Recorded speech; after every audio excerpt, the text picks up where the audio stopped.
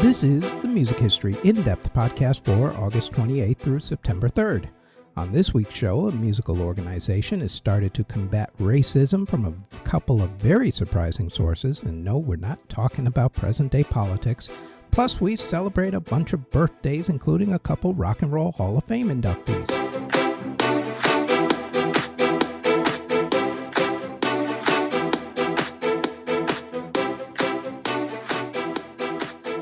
Let's start by going to a rock festival, shall we? Back in 1982, Apple billionaire Steve Wozniak thought that his generation was a little too into themselves. Honestly, I think every generation's a little too into themselves, but that's neither here nor there. Anyway, the Woz, as most people call them these days, decided that what the 80s needed was love, sweet love. And what better way to do it than with a rock festival? Unlike the now infamous Fire Festival, Woz got help from someone who knew how to do these things from the ground up, legendary promoter Bill Graham. Off they went to Glen Helen Regional Park in the San Bernardino area of California. They built a brand new venue, which Woz paid for, bulldozing and everything, along with a new stage. The festival was spread out over 2 weekends over 2 years. The first festival weekend was held on Labor Day weekend, September 3rd through the 5th, 1982. How's this for a lineup of a show? Friday's show started with technology demonstrations because, well, why not? I guess. Weird. Then it was New Wave night, starting with Gang of Four, Oingo Boingo, the Ramones, who weren't New Wave, but whatever, the Talking Heads, the B-52s, the Beat, and the Police. Saturday had sets by Dave Edmunds, Eddie Money, Pat Benatar, Santana, the Cars, the Kinks, and Tom Petty and the Heartbreakers. Sunday's shows had Fleetwood Mac, the Grateful Dead, Jackson Browne, Jerry Jeff Walker, and the festival finished with Jimmy Buffett. The second festival was held in late May of 1983. This time it was a 4-day show with Barry Fay promoting it instead of Bill Graham. This weekend was more historical from a musical standpoint. It featured the coming out party in America for INXS and U2. It was also at this concert that Mick Jones played with The Cash for the last time, because he would leave that group soon thereafter. Van Halen played, as did Willie Nelson, Motley Crue, The English Beat, Divinyls, Stevie Nicks, and the Stray Cats. Lots of people showed up for both events, but with Wozniak footing the bill, he still lost money, around $24 million between both weekends. Also, there were over 100 arrests, with at least 35 different medical issues, and also something happened to a hitchhiker who was going to the show, which did not end well. At least the Fire Festival didn't kill anybody. Well, not that we know of anyway. Also, aside from a couple of members of the English Beat, there were no black artists during either festival weekend. Go figure. Still, being a billionaire does have its perks, and the Woz was no different when he put on the first of his 2 US Music Festivals, which ran from September 3rd through the 5th, Labor Day weekend, 1982. Next, forgiving celebrities for past transgressions is something that's always fascinated me. We easily forgive some while we revile others. I'll give you some examples. O.J. Simpson continues to be vilified for the double murder and armed robbery issues, while basketball superstar Kobe Bryant is looked at as a legend, but rarely are marital infidelities and his trial mentioned. Now, it could be that it involves the severity of the situation. However, Jay-Z went to trial for assault, and no one ever brings that up, except when he's singing H to the Izzo, which has his trial in the lyrics. Mel Gibson is back in almost everybody's good graces at this point, even though he was caught screaming at his family with some not nice things to say, including Mel making several racist remarks, we'll say. Chris Brown is still getting award nominations and selling a lot of records, even though he's had a large number of legal issues, including one concerning Rihanna and one that he's in court in Great Britain for at this particular minute. Even Mr. I Love Nazis Kanye is getting #1 records despite all of his issues, and there are plenty of those. See? America, land of second chances. I bring all this up because this story has to do with 3 topics that are relevant to today's political climate: racism, immigration, and second chances. What if I told you that 2 of the most revered artists of the past 80 years or so both made racist remarks that lit the fuse and pissed off enough people that an organization was actually started to help combat them, which culminated in an iconic ad hoc concert? First, let's throw some context onto all of this so that you don't think that this is about a certain person who's in the White House in 2025 or something having to do with the Brexit vote or the refugee crisis over in Great Britain or Europe at this moment. Back in 1968, a British Conservative Member of Parliament named Enoch Powell gave what he called the Birmingham speech because, well, it was in Birmingham. But it is now well known as the River of Blood speech. In it, Powell criticized people from British Commonwealth member nations like Jamaica immigrating to England, along with criticizing a bill making its way through Parliament at the time called the Race Relation Bill. Full disclosure, my mother was one of those people, along with several of my family members, who immigrated to England from Jamaica. They were known as the Windrush generation, named after one of the first ships that brought immigrants to England called the Windrush. That's right, people. I was actually born in England. It's where my parents met. My dad was an American military member. We didn't stay in England that long after I was born, about 5 years before coming to America, but I do have dual citizenship, so there we go.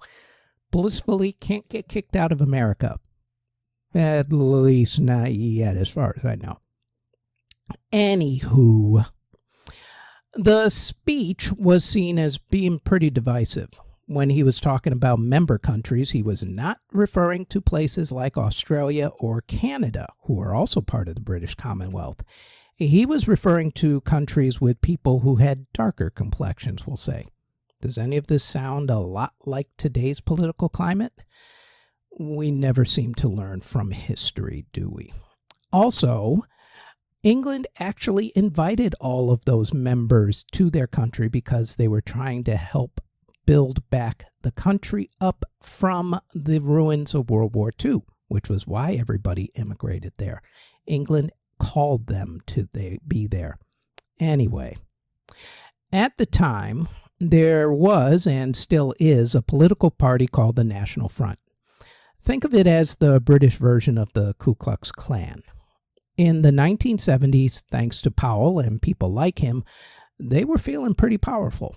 They held violent protests and beat up black people on the streets at will and without much interference from the police. Any black people, or any other ethnic minority for that matter, didn't matter to these people. They even went to concerts with black musicians and went on stage and beat black people up while they were performing. To be black and to perform in England in the 1970s literally meant risking your own life. In the mid-1970s, feeling that the time was right to push his agenda, Enoch Powell decided again to run for high office. During his run, he received a surprising endorsement of sorts. Enter guitar god Eric Clapton. In 1976, Clapton performed a concert in Birmingham, England. During the concert, at which he was drunk, he threw his support behind Powell and said that England was, quote, overcrowded, end quote, and that Powell would stop England from becoming, quote, a black colony, end quote. These are Clapton's words, mind you. Clapton then said that England should, quote, get the foreigners out Get the wogs out. By the way, wogs is a racial slur for blacks, Middle Eastern, and Southeast Asian people, in case you should ever hear it. And get the coons out. End quote. He then started chanting, "Keep Britain White," which is the slogan for the National Front. Not to be outdone, another rock legend decided in multiple interviews to step into the mix. In interviews with Playboy magazine and other publications, David Bowie showed support for fascism. He said, quote, "Britain is ready for a fascist leader. I think Britain could benefit from a fascist leader. After all, fascism is really nationalism. I believe very strongly in fascism. People have always responded with greater efficiency under a regimental leadership." End quote. He also called Adolf Hitler the first real rock star. Clapton and Bowie later apologized for their remarks, with Clapton finally doing it in 2018, a full 42 years after the fact. Better late than never, I guess. Both Clapton and Bowie blamed everything on, well, let's just say substances, among other things. Although even as late as 2007, Clapton still supported Powell's cause and didn't think that Powell was a racist.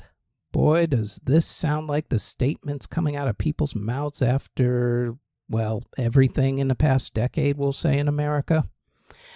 Now, the fact that Clapton played blues music, which was primarily black music, was not lost on more than a few people, including Red Saunders, who wrote a letter to British magazine NME, in which he stated that Clapton's comments were, quote, "all the more disgusting because he had his first hit, solo hit that is, with a cover of reggae star Bob Marley's I Shot the Sheriff.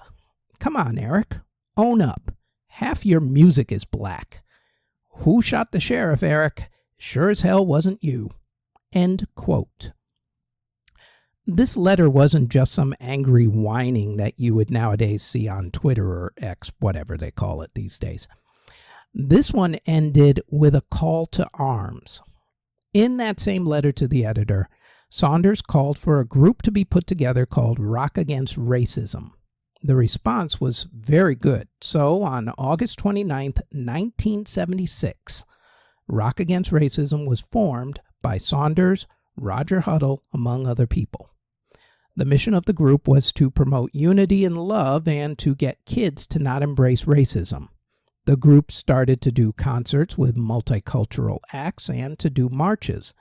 It wasn't a national organization. This was a ragtag group of local units in different cities doing their own things, but with a common goal. On April 30th, 1978, the London branch of Rock Against Racism put on a concert at Victoria Park. They were first going to gather at Trafalgar Square and then march to Victoria Park for a rally and music festival. Organizers expected about maybe 10,000 people at best to show up. They got over 100,000. As they marched to the concert, they chanted slogans such as, quote, "black and white, unite and fight," end quote. The group was so large that even the National Front members who were in the area to start problems ended up running and hiding from them. The music festival itself was a do-it-yourself event. Volunteers put the stage together. Electricity flow was so bad that sometimes the instruments faded in and out. The Clash were the headliners, with Steel Pulse and other groups filling in the undercard. It's one of those concert events that's taken on a legend of its own, kind of like Live Aid, and is still celebrated to this day as the day England stood up against racism. All right, at least for a little while, let's get real. As far as Rock Against Racism went, the group has been active and inactive over the years. Now, because of the far-right riots that just happened in England back in 2024, Rock Against Racism is back and active again, with concerts being held all over the United Kingdom. Let's circle back to what started this whole organization getting back together again to begin with. What became of Clapton's and Bowie's reputations? Well, once they apologized, they were basically forgiven. In fact, if I hadn't have brought all this up, you probably would never have known all about all of this because, honestly, I didn't know until I started researching this event. Now, not sure how I feel about them, to be truthful. Well, except for Clapton, who's been an idiot for the past, well, let's just say decade. For starters, blaming any of your thoughts, let's say, on substance issues has always been a pretty lame excuse, in my opinion. I mean, you can blame them for your actions, but not your thoughts. Those words, after all, came from their heads and their hearts, not from a bottle, not from anything else. Much to think about. In Bowie's case, though, he also said that he was in a different state of being at that time and had been into the occult and was reading a lot of fascist literature, but saw how wrong he was. He at least went about changing his ways, bringing more ethnic minorities into the spotlight, including helping to give R&B superstar Luther Vandross a spotlight by writing songs with him and with Luther singing backup vocals on the song Young Americans.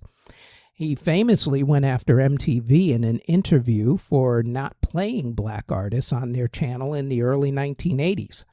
Clapton, though, never really did much to make amends other than an apology 4 decades later. I could be wrong on that, but to date, other than playing music with black artists, which he was already doing anyway, I haven't found much in terms of him reaching out to any community to really make amends. These days, though, no one makes much mention of either Clapton or Bowie's past comments. People forgive, or at least they forget. All right, not everybody. I mean, look at the reaction of OJ's death as evidence about anybody forgiving or forgetting that guy.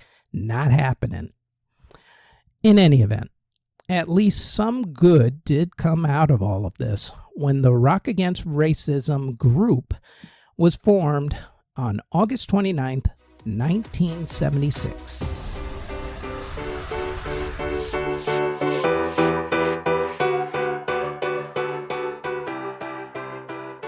Before we continue, we'd like to tell you about the Music History Today podcast, where we go over the events that happened on that particular day in music history.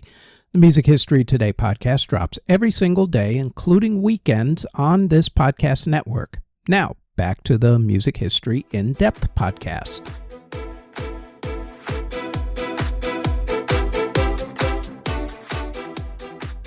Well, after that cheery subject, let us turn our attention to celebrating some birthdays, shall we? There are a lot of big birthdays this week, so I'm going to split them up by date and give them 2 different segments. First up, this Canadian singer-songwriter was born Elaine Regina Edwards. She is the biggest selling female country artist of all time and one of the biggest selling artists, male or female, in any genre of music of all time. Her 3rd album alone, Come On Over, sold over 40 million copies worldwide. She had to stop performing for a decade due to problems with her voice, but came storming back in 2015 to do a tour. She is now known by her stage name, Shania Twain. Born August 28th, 1965. Next, this country music superstar burst onto the scene at the age of 13, in which people compared her to a young Patsy Cline. She then started to move to country pop, starting a chain of hit songs and best-selling albums. These days, she acts and sings different genres, including doing a vocal turn on the Crystal Method's last album. Her first name is actually Margaret, but she goes by her middle name, Leanne. Country music superstar Leanne Rimes, born August 28, 1982. August 29th saw a few music legends born, one of whom I'm saving for the very last segment. You'll understand why when you know who it is. First up, This jazz legend invented a style called bebop. His saxophone playing was revolutionary with altered chords and playful harmonics. His life was tragically cut short at the age of 34 by a host of medical issues, including pneumonia, a bleeding ulcer, and a heart attack, among other things. However, he was and still is considered a hero of the beat generation. The man whose original nickname was Yardbird, but was shortened just to Bird, and had a movie made about his life that starred a very young Forrest Whitaker and directed by Clint Eastwood called Bird. Jazz legend Charlie Parker, born August 29th, 1955. Also born on August 29th, this legend is a vocal one from the jazz era. Like many jazz artists, she started singing at a young age and started working her way up through the clubs. Her first big hit was What a Difference a Day Makes. Her vocal style crossed over into many different genres, so much so that she's been inducted into the Rock and Roll Hall of Fame. Unfortunately, her life was also cut tragically short, much like Charlie Parker's. Hers at the age of 39. Born Ruth Lee Jones, the great jazz vocalist Dinah Washington, born August 29th, 1924. Now, for something completely different and honestly not covered much on these podcasts, EDM, electronic dance music. This DJ is a producer who helped to give actress Brittany Murphy a big dance hit with the song Faster Kill Pussycat. At least their version of the song. The song's been around a while. He has been around a while, ever since the early 1980s actually, and is one of the first superstar EDM DJs. He's produced many hits and remixes, including Starry-Eyed Surprise, Ready, Steady, Go, Switch On, and Sex and Money. He is DJ Paul Oakenfold, who was born on August 30th, 1963. This next man helped to front one of the biggest groups of the counterculture movement with the Mamas and the Papas. He also helped to promote the Monterey Pop Music Festival back in 1967, which introduced the mainstream to Jimi Hendrix and Otis Redding, among others, at least the American mainstream. Jimi was already known in England. His daughter China herself became a big music star in the 90s with the group Wilson Phillips, while two of his other children, Mackenzie and Bijou, became popular actresses. He is Papa John Phillips, born August 30th, 1935. Let's continue on with the birthdays. This man is a jazz legend, but perhaps nowhere more so than in his native Ireland. In fact, he was knighted for his promotion of the country and its culture. His style is R&B, mixed with a little soul, mixed in with a little pop. He was inducted into the Rock and Roll Hall of Fame, and some of his biggest hits include Brown-Eyed Girl and Moondance. He was also in the group Them. The man, known officially as Sir George Ivan Morrison, OBE, but you can just call him Van for short. Van Morrison, born August 31st, 1945. Next, this singer had one of the best debut albums by a female in the 1980s when she came out of the blue at the age of 17 with several hits. Her follow-up album continued that hit parade, and she has gone on to do Broadway and acting now, but she still performs her hits on the road and, of course, the occasional 80s reunion boat cruise. She is Miss Debbie Gibson, born August 31st, 1970. This next lady was also big in the 1980s, but her career stretched into the 90s. She was involved in a very serious accident when her tour bus was hit, but she came back strong and in a big way. She is on VH1's and Billboard magazine's lists of greatest artists of all time. Both her and her husband are cultural icons from the days when they were in the group Miami Sound Machine. In fact, she has a Broadway musical based on her life and romance with her husband called Get On Your Feet. She is Gloria Estefan, born September 1st, 1957. Next, this man is considered one of the 100 greatest guitarists of all time, at least according to Rolling Stone magazine. He had a group for a time with members of Duran Duran and Guns N' Roses called Neurotic Outsiders. He had 14 criminal convictions as a kid, but decided to join a band instead of continuing a life of crime. Good choice, since that band also helped to change music and land him in the Rock and Roll Hall of Fame. The guitarist for the Sex Pistols, Mr. Steve Jones, born September 3rd, 1955.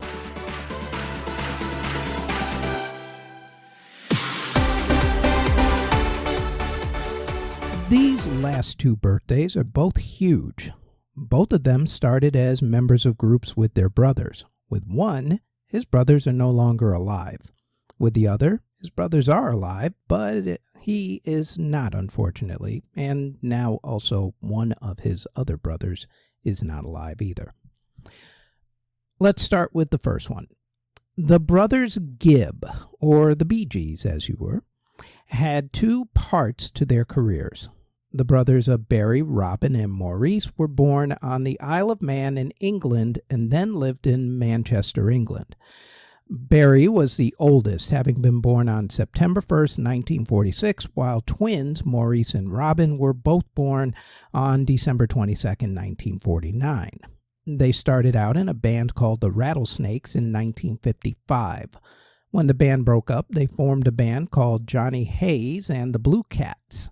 Johnny Hayes only lasted for about 4 months as the Gibb family moved to Queensland, Australia. And there, they plied their trade by playing at a racetrack as the entertainment break and also in the resort towns along the coastline. At this point, they found a manager who got them a record deal, and they came up with their name, the Bee Gees, or Brothers Gibb. They released about 3 singles a year that didn't really do anything except for a minor hit called Wine and Women. And after 4 years, the brothers finally scored a major hit with their 12th song called Spicks and Specks. In 1967, they moved back to England in search of bigger success. And there, they met up with the guy who would become instrumental in all that success, record executive Robert Stigwood. Under Stigwood's hand, the Bee Gees had some big hits like Massachusetts and To Love Somebody. Then, the pressures of fame got to them and they broke up in the late 1960s. They eventually got back together in the mid-1970s and started changing their sound to disco.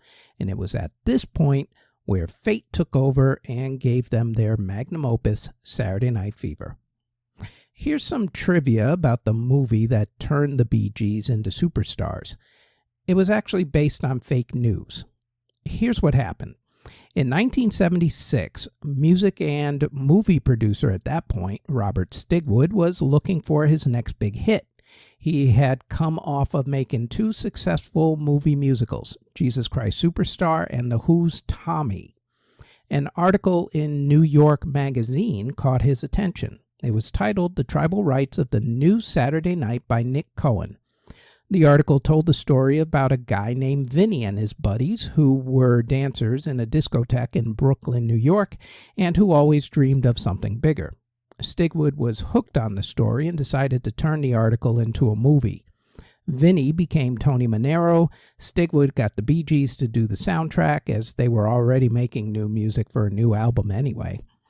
The Bee Gees grabbed all of their new music and put it on the soundtrack instead. Stigwood then grabbed an up-and-coming actor from a television show and released the movie Saturday Night Fever. Saturday Night Fever became one of the biggest movies of the decade. It turned the actor, John Travolta, into an international star, along with getting him an Academy Award nomination for playing Tony. It turned the Bee Gees into one of the biggest musical groups of the century and brought disco out of the minority and gay clubs and made it the musical genre mainstream music. Soon, every city had disco clubs. Radio stations changed their format to disco, and even if they didn't, they at least had a top 10 disco list every week just to stay relevant with the times. While all this was going on, Barry was writing chart-topping songs for other artists, including Dolly Parton and Kenny Rogers' hit, Islands in the Stream, an entire duets album with Barbra Streisand, along with songs for Dionne Warwick, Frankie Avalon, Conway Twitty, Olivia Newton-John, Tina Turner, Terry DeSario, along with writing for his other younger brother, Andy Gibb, and of course, the Bee Gees themselves. After the success of Saturday Night Fever, the group put out another chart-topping album called Spirits Having Flown. The Bee Gees' other brother, Andy, became a huge star in his own right with the album Shadow Dancing. And then tragedy struck the family, or at least began to strike the family. First, there was, of course, the inevitable backlash against disco that happened that crushed many careers. Dance music went back to the underground, got mixed with more electronic music, and became techno, house music, trance music, and eventually the EDM explosion in the 2010s. The disco backlash completely hurt all of the brothers' careers. Both the band and Andy Gibb went from being the biggest worldwide musical artists of the late 70s to being laughingstocks in the early 80s, as people's tastes went to more corporate rock and new wave music. Brothers Maurice and Andy developed substance abuse issues. Andy ended up passing away in 1988 from an inflammation of the heart due to a viral infection. Some people said that it was because his heart had been damaged from all the substance issues that he had gotten over, but had left his heart unable to cope with the viral infection. Regardless, Andy's passing at the age of 30 gutted his brothers. The group continued on despite their problems, playing what turned out to be their final concert together in 2002. And then, in 2003, while waiting for surgery to take care of an intestinal issue, Maurice had a heart attack and passed away in 2003 at the age of 53. The remaining brothers made appearances until 2012, when Robin Gibb, who had liver cancer, passed away at the age of 61 from liver and kidney issues. Since then, Barry has performed periodically with his son, along with his niece and nephew, along with keeping the band's legacy going with album releases and a planned biopic. The Bee Gees have sold over 220 million records and have won 5 Grammy Awards, all for the soundtrack to Saturday Night Fever. The soundtrack is number 132 on Rolling Stone's Top 500 Greatest Albums of All Time list. Even after Saturday Night Fever, they kept the disco sound going with their 1979 album Spirits Having Flown. They have 35 top 100 singles, and during the Saturday Night Fever era, they had 3 of the top 5 songs in the exact same week on the Billboard singles chart, and that was back in the days when it was really difficult to do that sort of thing.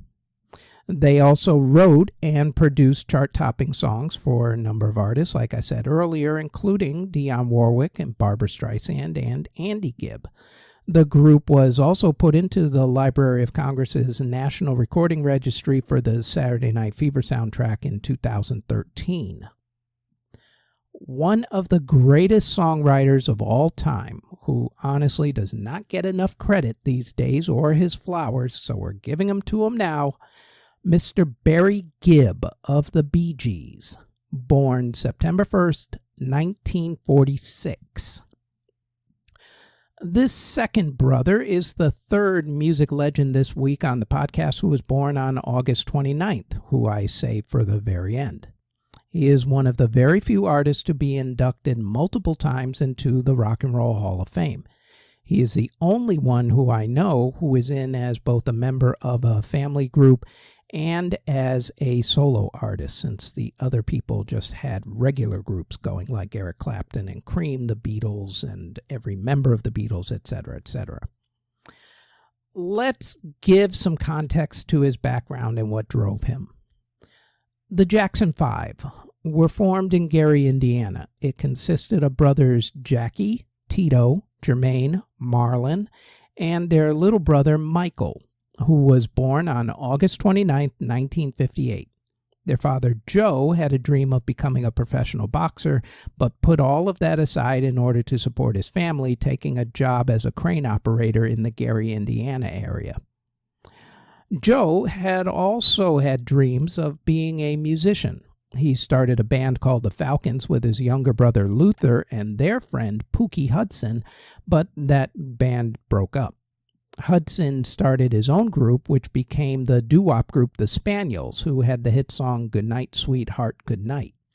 As with a lot of parents who had dreams that didn't quite work out for them for one reason or another, Joe pushed his music dreams onto his sons.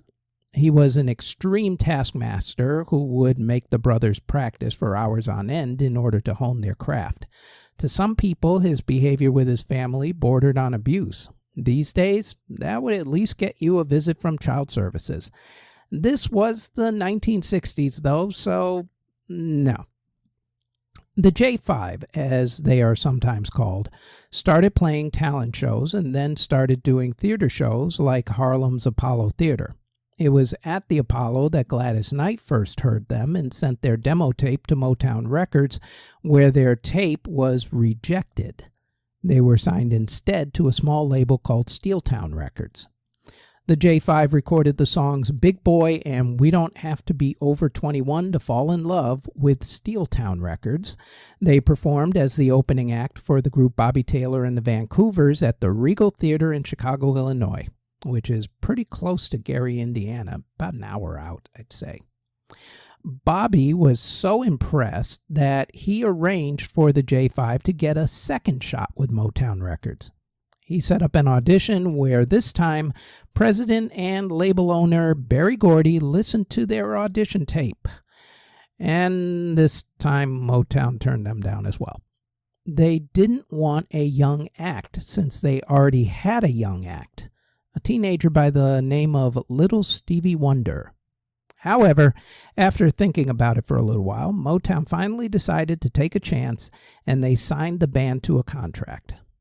In 1969, they recorded and released their full-length debut album called Diana Ross Presents the Jackson 5. Fellow Motown artist Diana had become the group's caretaker of sorts for Motown in order to get the group acclimated to the Motown assembly line way of doing things and to also get them some extra publicity. That album had one release, but it was a big one, their number one smash single, I Want You Back. In the next 6 years, they put out 14 albums for Motown Records, including a live album, a Christmas album, a soundtrack album, and a 1971 Greatest Hits album, which was actually the first record that I ever bought that wasn't considered a kid's album like Sesame Street. Think about that, though. 14 albums in 6 years. That is a lot of production. 1975's album Moving Violation was the last studio album that they put out on the Motown label. They also released 17 singles that hit the Billboard Top 100 chart, for Motown at least. Out of those 17 songs, their first 4 singles hit number 1, and they had 3 others that hit number 2. The group had hits on Motown like ABC, I Want You Back, Stop the Love You Save May Be Your Own, I'll Be There, Mama's Pearl, Never Can Say Goodbye, Maybe Tomorrow, Dancing Machine, Going Back to Indiana, and Sugar Daddy. They also became teen idols with a TV variety show which introduced their sister Janet to America, and a Saturday morning cartoon show. In 1976, the group left Motown for Epic Records. Jermaine Jackson left the group and stayed with Motown, having a decent solo career. The Jackson 5 became the Jacksons and put out 6 albums. They had 13 more singles hit the Billboard Top 100 singles chart, with 3 of those hitting the top 10. Of course, during that time, they had their lead singer Michael break out and have a Hall of Fame solo career. Michael had actually started his solo career while the Jackson 5 were still at Motown. His first solo album was 1972's Got to Be There. He followed that one up with Ben later that year. The title track for that album was also the theme song for the movie Ben, about a boy and his rat, and how all the rats attacked and killed people. Cozy little movie. It also had a reboot with Crispin Glover about a decade or so ago. Anyway, Michael's theme song for the movie Ben won a Golden Globe Award for Best Song and was also nominated for an Academy Award. He followed that album up with 1973's Music and Me and 1975's Forever Michael. He next went and worked on the movie version for the Broadway musical The Wiz, starring Diana Ross as Dorothy. The musical director for The Wiz was Quincy Jones. Quincy and Michael hit it off and decided to work together for Michael's next solo album. That album was recorded between December 1978 and June 1979 in Los Angeles. Michael wrote 3 songs: Don't Stop Till You Get Enough, Workin' Day and Night, and Get on the Floor. Rod Temperton, who used to be in the band Heatwave, wrote the song Off the Wall and Burn This Disco Out. Stevie Wonder wrote I Can't Help It. Carol Bayer Sager and David Foster wrote It's the Falling in Love, and Paul McCartney wrote Girlfriend. She's Out of My Life was written by Tom Baylor, who wrote the song back in 1976. For that song, Michael spent the time learning the words instead of reading them while he was recording the song. The song affected him while he was singing it so much that he actually started crying. Quincy decided to leave the crying in the final edit of the song. Off the Wall, the album, was released on August 10, 1979. There were 5 singles released off that album. Don't Stop Till You Get Enough and Rock With You both hit number 1 on the Billboard singles chart, while Off the Wall and She's Out of My Life hit the top 10. The 5th song released was Girlfriend. As for the album itself, it became the 3rd biggest selling album of 1980 and was nominated for 2 Grammy Awards, winning 1. After that, the Jacksons, with Michael back in the fold, released Triumph, which had the hits Heartbreak Hotel and Lovely One.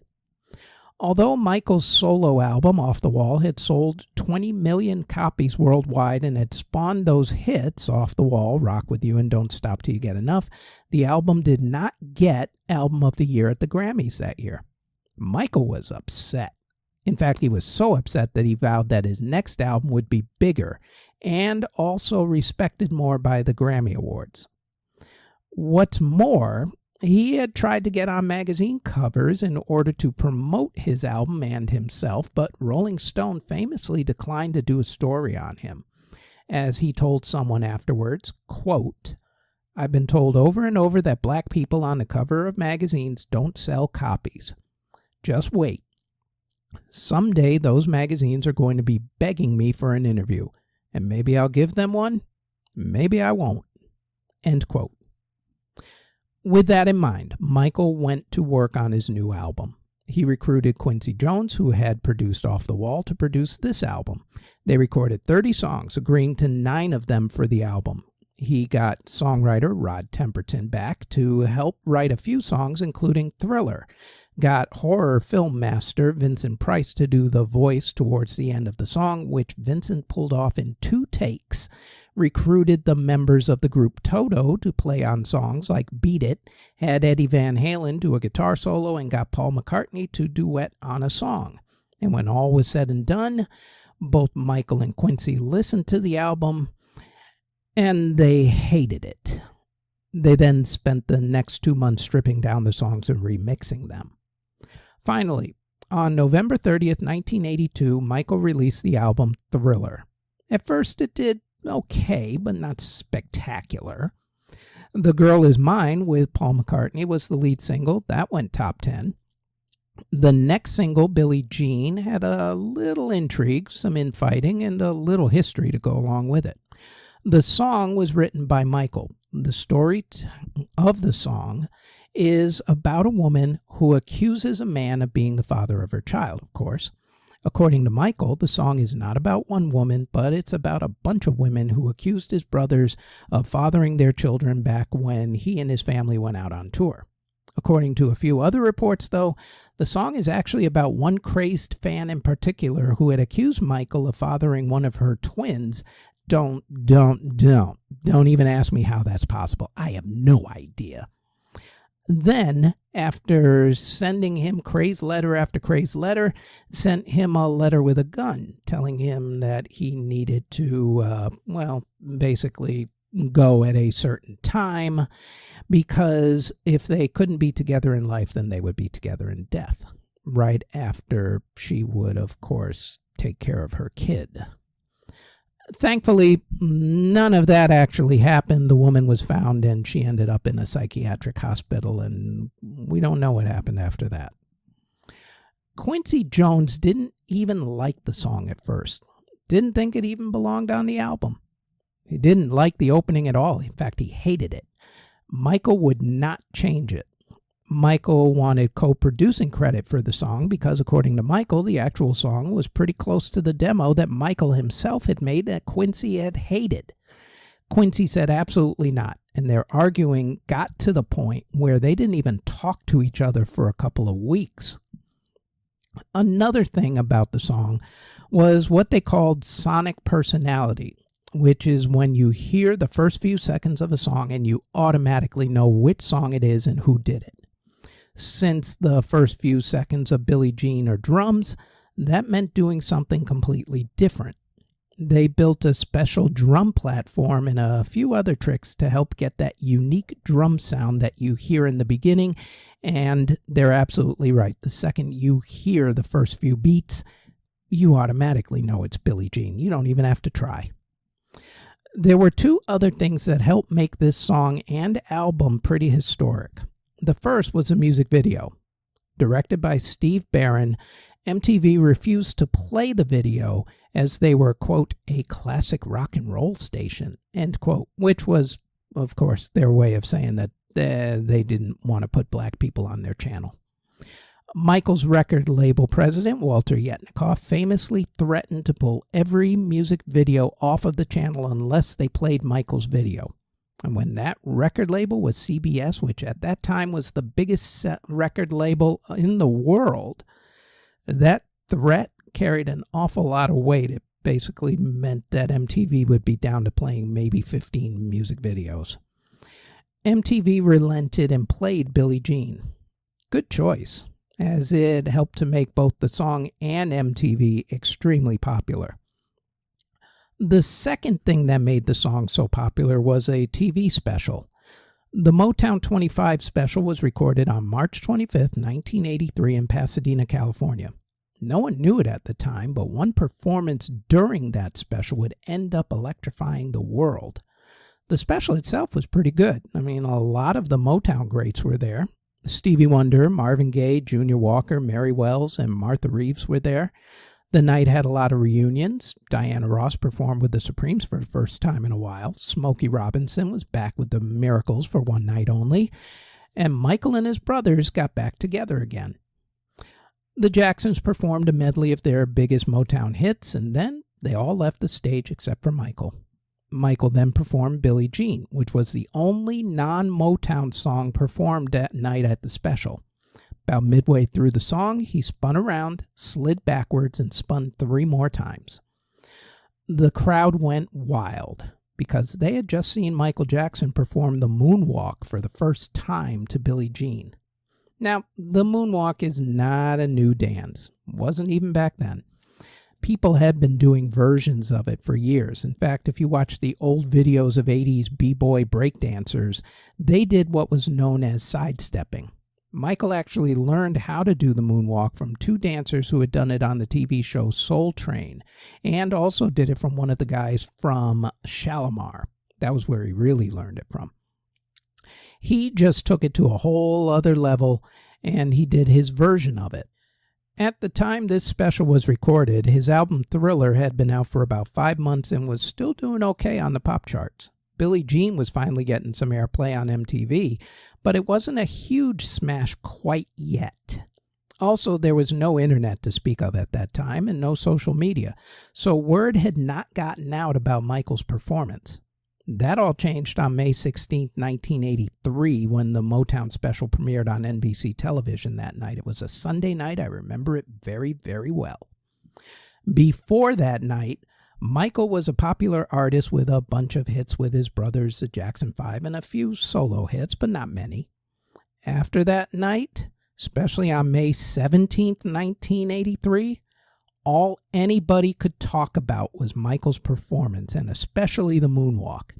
Billie Jean quickly flew back up the charts to number 1, where it stayed for 4 weeks, and that was then followed by the song and music video for Beat It, which also flew up the charts to number 1.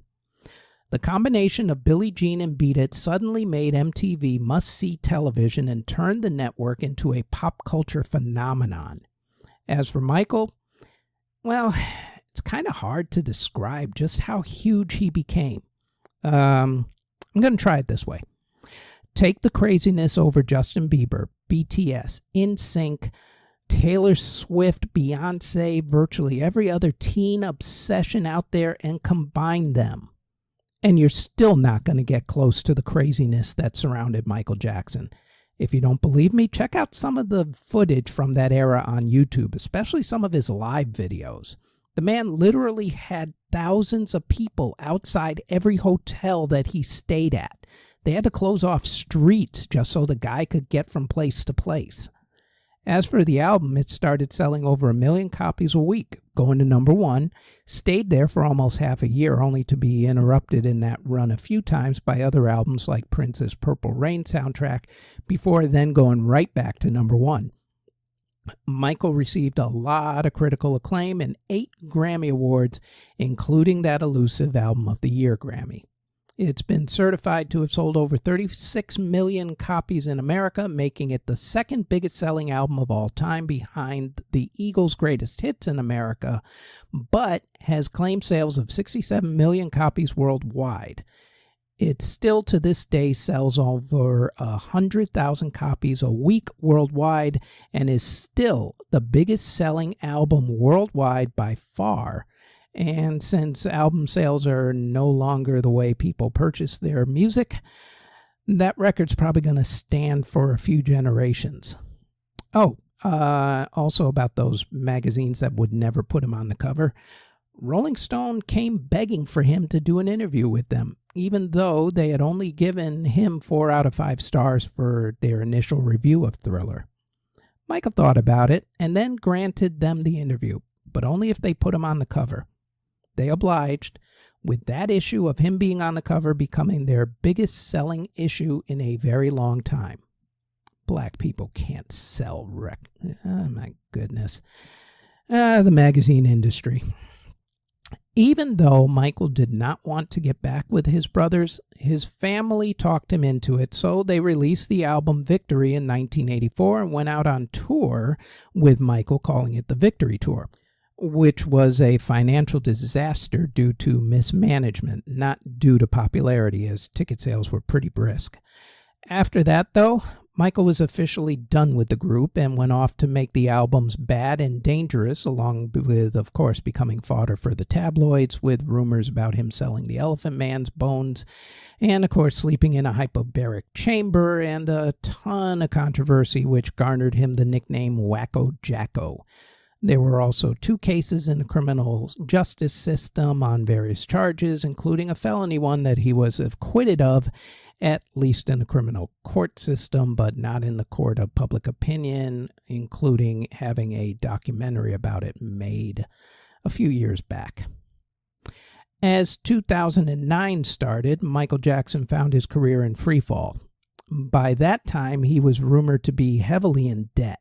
His public image had taken a beating thanks to those criminal trials over the decades, and also for the public behavior that became fodder for the tabloids. Michael had gone from being the king of pop, quote-unquote, to being Wacko Jacko in the eyes of the media, especially the New York Post, who took a liking to disliking the guy. Even when he held a protest against record labels for ripping off recording artists, the media still portrayed it as a publicity stunt, when he was actually years ahead of his time and talking openly about the ills of the recording industry. Michael aimed to get back on top, if only for a little while. In March of 2009, he announced a set of concerts called the This Is It Tour.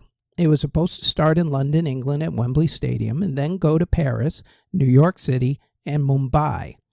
The choreography was being done by Kenny Ortega, the IT choreographer at that time, after working on the hugely popular High School Musical TV movies. The concert dates were set, which sold out immediately, and rehearsals began. Along with a career in decline and rumored heavy debt, Michael was having a lot of health issues. He was especially having some very serious problems sleeping. He enlisted the help of Dr. Conrad Murray to help him out with his sleeping problems. Dr. Murray was giving him a combination of a few different things and was supposed to be constantly supervising Michael's sleep while everything was going on. On the evening of June 24th, Michael went to rehearsals for the tour. He ended rehearsals after midnight and then went home. During the morning of June 25th, Michael went to sleep. He didn't wake up. The coroner labeled his death a homicide. Dr. Murray was brought up on charges and convicted on involuntary manslaughter charges for leaving the room to take a phone call and for not monitoring Michael while the medication was being administered to him. Dr. Murray served a 2-year prison term.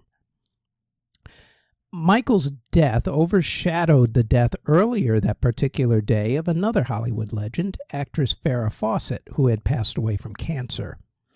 As for the concert tour, thankfully the final rehearsal was a dress rehearsal and was being recorded. The footage from that final rehearsal was used in the concert film Michael Jackson, This Is It, which became the biggest money-making documentary of all time up to that point, despite only being in theaters for a few weeks. Michael Jackson released 10 studio albums while he was alive, along with 5 soundtrack albums, 35 compilation albums, 10 video albums, 7 reissues, 4 box sets, and 7 remix albums. Of those, 10 hit the top 10, including 7 which hit number 1. He also released 67 singles. Of those, 30 hit the top 10, including 15 that hit number 1. He sold over 400 million copies of his singles and albums. He won 13 Grammy Awards while he was alive, 5 Billboard Music Awards, 6 Brit Awards, 24 American Music Awards, and also holds 26 Guinness Book of World Records. Yet, despite all of that, when he became eligible for induction as a solo artist for the Rock and Roll Hall of Fame in 1997, the Hall overlooked him, finally putting him in a few years after his first year of eligibility. Go figure. The life and times of the King of Pop, Mr. Michael Jackson, born August 29th, 1958. And that is it for the Music History In-Depth podcast for August 28th through September 3rd. Thank you very, very much for listening and or watching if you're on YouTube or Spotify.